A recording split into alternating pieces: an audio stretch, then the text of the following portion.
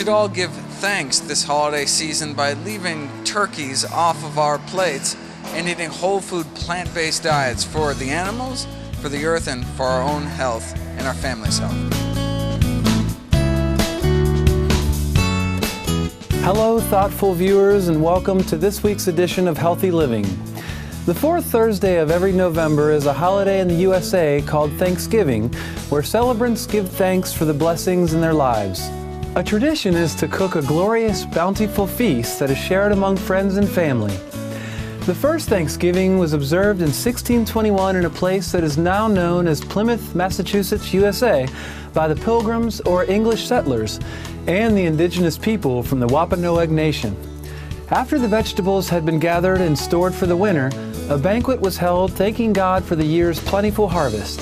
The meal featured a variety of Wampanoag delicacies, including cornmeal and nuts, gooseberries, strawberries, plums, cherries, cranberries, and possibly pumpkin and squash. Over the years, making turkey and other animal products a part of Thanksgiving dinner has become common. However, as we will see on today's program, serving loved ones such health-damaging foods during this holiday, or any day for that matter, is a grave mistake, and a truly better alternative exists. One concern some people have during the holiday season is weight gain. According to the U.S. Department of Health and Human Services, 2/3 of the adults and 1/3 of the children in the United States are overweight or obese. Considering these alarming statistics, should a host give their guests animal-based foods that are largely the cause of this serious problem? Turkey and other kinds of meat, eggs, and dairy products are all high in fat and calories, and the portions eaten during festive occasions are often excessive. All these high-fat foods exacerbate weight gain. Besides fat, turkey, like all meats, is high in cholesterol. Elevated cholesterol levels in the body raises one's risk of heart disease, stroke, and diabetes. According to the Physicians Committee for Responsible Medicine, or PCRM, a U.S.-based public health organization, one serving, or 140 grams of turkey breast, even without the skin, contains 100 milligrams of artery-clogging cholesterol. By contrast, plant-based foods do not contain this substance. Nutritionist Tim Raddock of PCRM has stated, "Foodborne illness is a serious problem caused mainly by consuming tainted beef, chicken, eggs, and other animal products." According to the Canadian Inspection Food Agency, as many as 13 million Canadians suffer from food poisoning each year. Typical symptoms include nausea, diarrhea, vomiting, and stomach pain. The U.S. Centers for Disease Control and Prevention says that one of the most common bacterial causes of diarrheal illness in the world is Campylobacter, a pathogen that lives in the intestines of factory-farmed animals, including chickens and turkeys. In fact, Food Standards Australia-New Zealand, a binational food safety government agency, concluded from a study that 84% of chickens slaughtered in Australia were infected with Campylobacter. Rinsing raw turkey or chicken can spread the pathogens to kitchen sinks, counter surfaces, and utensils. Thus, other foods can become cross-contaminated with Campylobacter during the preparation process. Consuming foods with these bacteria may result in fever, diarrhea, abdominal cramps, and in extreme cases, death. Another health concern involving consumption of chicken, turkey, and other meats is the presence of superbugs. According to the U.S.-based nonprofit organization, the Union of Concerned Scientists, 70% of all antibiotics produced in the U.S. are fed to livestock. As a result, several dangerous strains of antibiotic-resistant bacteria have begun developing in these animals.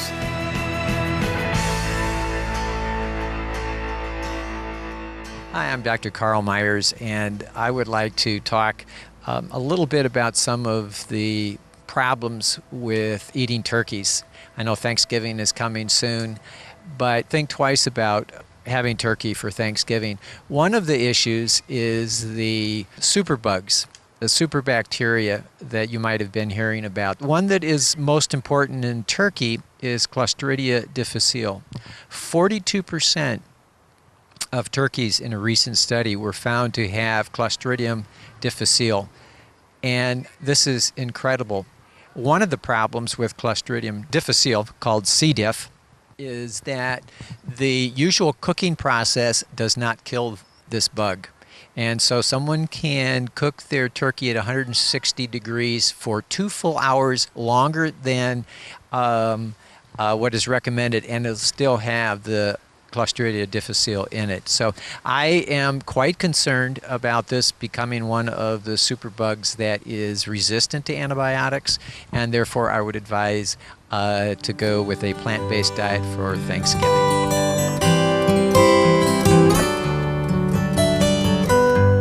Dr. Michael Greger, Director of Public Health and Animal Agriculture for the Humane Society of the United States, is also seriously concerned about superbug infections and now describes one such bacterial strain that is becoming ever more prevalent in turkey, chicken, and other types of meat in the USA and elsewhere in the world.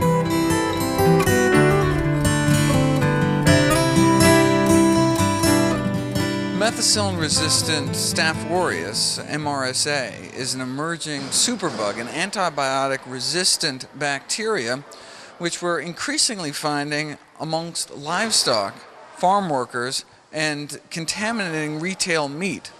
Now, in the hospital, we have something called contact precautions, where you're supposed to glove, mask, and gown anytime you come anywhere near anyone with MRSA because of the concern that it's such a dangerous bacteria, yet we continue to allow children running up and down the meat aisle in the supermarket where MRSA has been confirmed.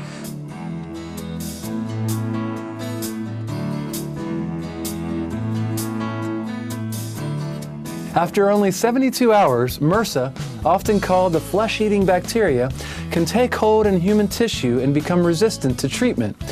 It initially appears as small red bumps resembling pimples, but within a few days the bumps become large and painful and can develop into pus-filled boils.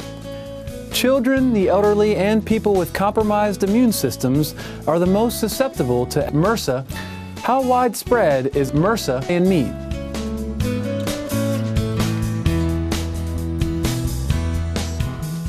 It's true, only about 5% of retail meat tested so far in the United States comes up positive for MRSA. The concern, though, is that even though it's kind of a 1 in 20 chance, because it's such a dangerous bacteria, I certainly encourage anyone who comes in contact with raw meat to, wear gloves, wash their hands, but certainly the best thing to do is to eat a plant-based diet and avoid these increasingly concerning multi-drug resistant bacteria which have emerged in part because of our massive use of antibiotics in animal agriculture.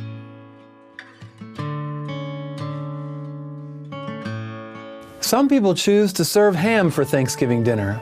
In a 9-year study of over 175,000 men by the National Cancer Institute in the United States, it was found that participants who consumed the high amounts of red and processed meats were at increased risk of developing advanced prostate cancer.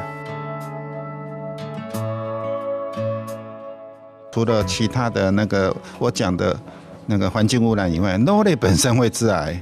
肉类有2个，尤其是红肉牛肉、羊肉。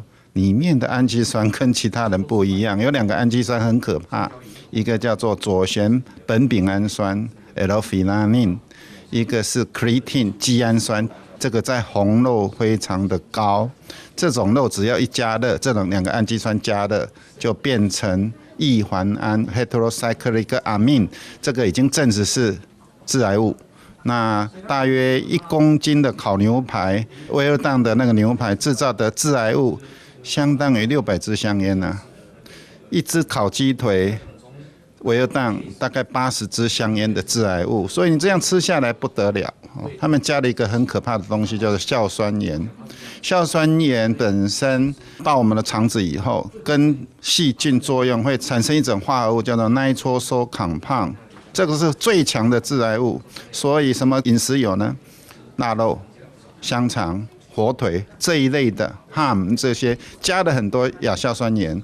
I would definitely urge you to try and avoid eating the kinds of foods that are normally celebrated on Thanksgiving, such as turkey, which have been altered through genetic breeding to become these very unhealthy, unnatural, oversized animals that promote excess cancer and a variety of other health problems, or ham and other pork products that are loaded with salt.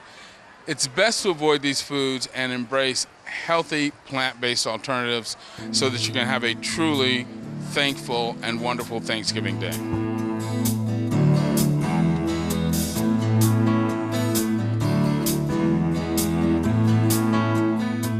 The plant-based diet can also reduce the chances of cancer recurrence. According to the 2010 study published in the Canadian Medical Association Journal, women consuming large amounts of soy products have a lower chance of breast cancer recurrence. Specifically, the researchers found that women who ate more than 42.3 milligrams of soy isoflavones daily had a 33% lower risk of breast cancer recurrence than did those who consumed less than 15.2 milligrams a day. Soy isoflavones are found in soy milk, tofu, and edamame, and 1 8-ounce glass of soy milk contains 20 milligrams of isoflavones. For those who will be observing Thanksgiving this Thursday, please remember there are many plant-based alternatives to turkey, including tofurkey, a highly nutritious soy-based vegan product with the flavor and texture of turkey. Or you might consider some other delicious vegan dishes that are both healthful and slimming. The Physicians Committee for Responsible Medicine suggests a delightful Thanksgiving menu featuring a hearty autumn stew with lentils and vegetables, baked acorn squash, and roasted foie turkey served with cranberry sauce. Dessert could include pumpkin custard pie or sliced mango with ginger cookies.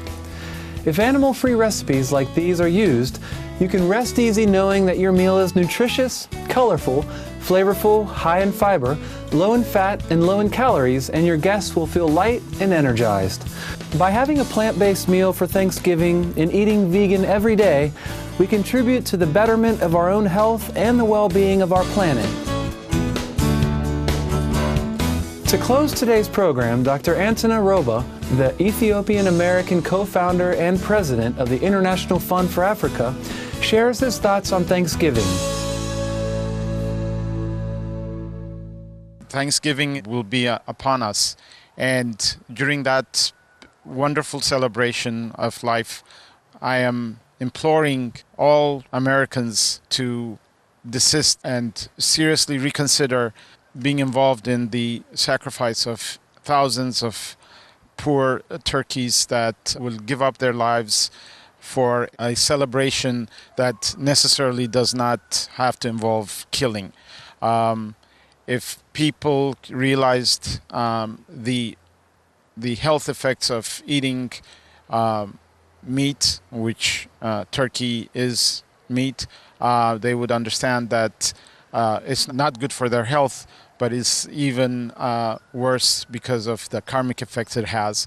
So I hope people will reconsider, and if they have to eat anything that assimilates animals, they could consider going to a grocery of their choice and get tofu turkey, which is made of tofu.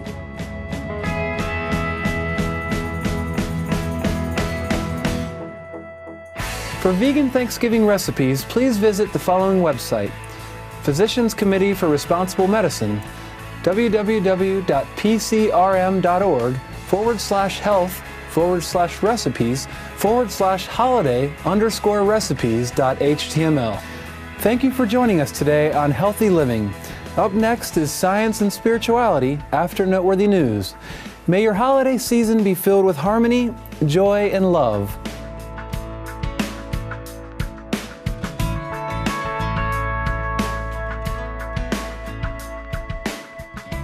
For more details, please see www.suprememastertv.com/HL.